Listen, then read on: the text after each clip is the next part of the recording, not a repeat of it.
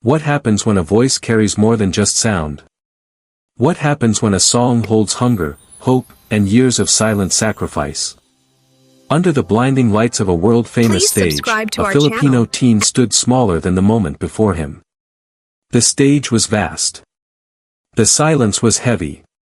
Every seat in the room carried expectation. Some carried doubt.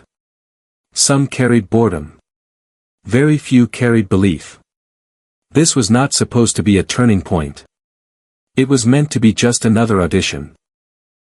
Eli Mendoza had walked a long way to reach this moment, though his journey did not begin with cameras or applause. It began in narrow streets where dreams were whispered instead of spoken. It began in mornings that came too early and nights that ended too late. His life had been shaped by waiting, by watching others move ahead, by learning to hope quietly. Behind the stage, unseen by the world, stood a mother who had learned how to be strong without being loud. Maria Mendoza had carried dreams she never claimed as her own. Every sacrifice she made was stitched into Eli's future. Every tired step had been taken so her son could walk further than she ever did. The audience did not know this. The judges did not know this. Simon Cowell certainly did not expect it. To him, this was another face, another name, another moment that would pass. He had heard thousands of voices. He had watched countless dreams rise and fall in minutes. Very little moved him anymore. But something was different in the air. Eli stood still, his hands calm, his eyes focused, his heart loud. He was not trying to impress. He was not trying to prove anything. He was simply standing at the edge of a life he had imagined for years, wondering if the world would finally listen. The question was not whether he could sing. The real question was whether pain, hope, and courage could travel through a single voice. Could one song stop time? Could it freeze a man who had seen it all? Eli Mendoza had learned early how to stay quiet in a loud world. Not because he had nothing to say, but because life had taught him to listen first. He grew up in a small home where space was limited and dreams had to be shared carefully. Mornings began before the sun. Nights ended when tiredness finally won. Eli learned to move softly, to help without being asked, to understand when silence mattered more than words. He was not the kind of boy who demanded attention. He waited for it. And most of the time, it never came. At school, Eli blended into the background. He sat near windows, watching clouds drift while lessons passed by. His notebooks were neat, not because he was perfect, but because order gave him comfort. When noise became too much, he escaped into melodies playing only in his head. Music was his secret place. A place where fear loosened its grip. He sang when no one was watching. In corners of the house. In quiet streets. In moments stolen between responsibilities. Singing was never about being heard. It was about breathing freely for a few minutes. It was the one time he felt bigger than his worries. Eli carried small struggles that most people never noticed. Worn shoes that lasted longer than they should. Meals that were sometimes simple, sometimes skipped. The quiet pressure of wanting to help his mother without knowing how. Each struggle added weight, but also strength. Emotionally, he lived between hope and doubt. Some days, he believed fully in the future he imagined. Other days, the future felt too far away to touch. Still, he kept going. Still, he practiced. Still, he believed that effort meant something, that he respected his mother deeply, though he rarely showed it with words. His love was in actions. In patience. In choosing responsibility over comfort. Every note he practiced carried a silent promise, to make her sacrifices mean something. Now, standing on the edge of a moment larger than himself, Eli felt everything at once. For Eli Mendoza, the hardest battles were never visible. They lived quietly inside him, growing heavier with time. The central problem was not money, though money was always missing. It was not opportunity, though opportunities felt distant. The true conflict was the fear that his voice might never matter beyond the walls that had heard it in secret. Eli carried the loneliness of someone who dreamed differently from the world around him.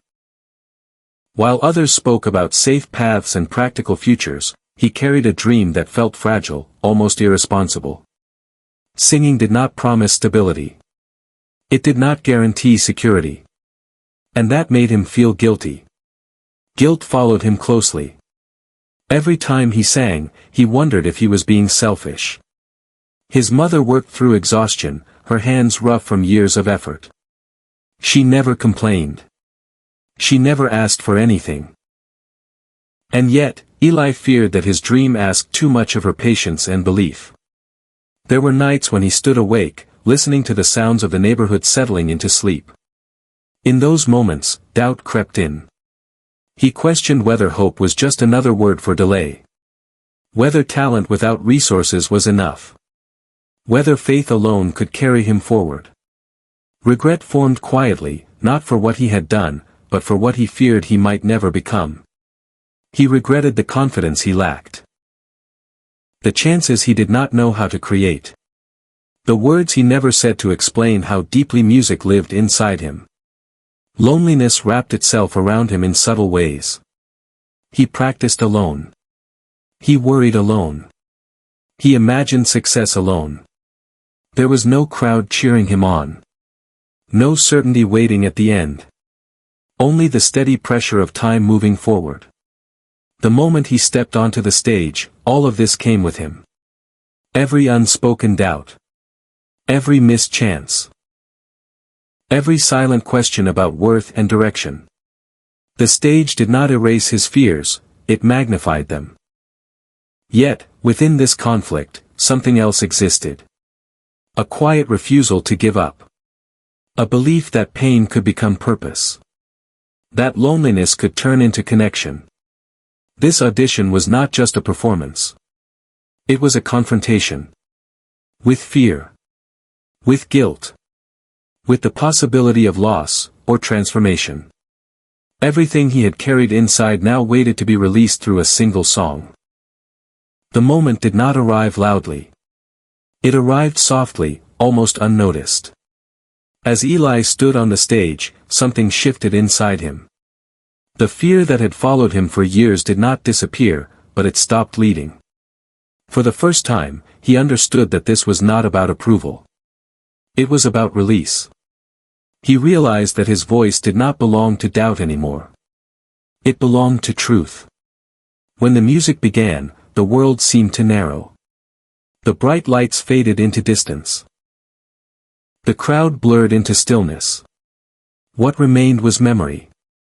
Every early morning. Every quiet sacrifice. Every moment his mother chose strength over rest. The first notes carried weight. Not perfection, but honesty. The sound filled the room slowly, like a tide that did not rush. It held pain without bitterness. Hope without arrogance. Each note felt lived in, shaped by experience rather than training. The air changed. People leaned forward without realizing why. Then came the shift. Eli stopped trying to sing well. He started singing real. In that instant, the fear of failure lost its power. He was no longer a boy asking to be seen. He was a story unfolding. A voice carrying places, faces, and years that had never been spoken aloud. The judges felt it. The audience felt it. Simon felt it most of all. A man who had built his life on hearing voices suddenly found himself listening differently. Not for technique. Not for control. But for meaning. His expression stilled. His posture froze. Time slowed around him. This was unexpected. Unplanned. Unavoidable. Eli realized something profound as the song continued. Whether this moment changed his future or not, it had already changed him. He was no longer hiding. He was no longer waiting. He was standing fully inside his truth. The song became more than sound. It became a turning point. A realization settled deep within him, his story mattered. His pain had purpose. His voice was enough, just as it was. When the final note faded, the silence that followed was not empty. It was full. Full of understanding. Full of respect. Full of a future that had just shifted its direction forever. Moments do not just change a future. They change how a person sees themselves. Eli Mendoza walked onto that stage believing this was a chance. He walked away understanding it was a message. A reminder that voices shaped by struggle carry a depth no training can teach. That pain, when carried with patience, can become something powerful. The world often measures worth by confidence, volume, and speed. But Eli's journey proved something quieter. That strength can be soft. That courage can tremble. That hope does not need to shout to be real. He did not succeed because everything was easy. He succeeded because nothing was.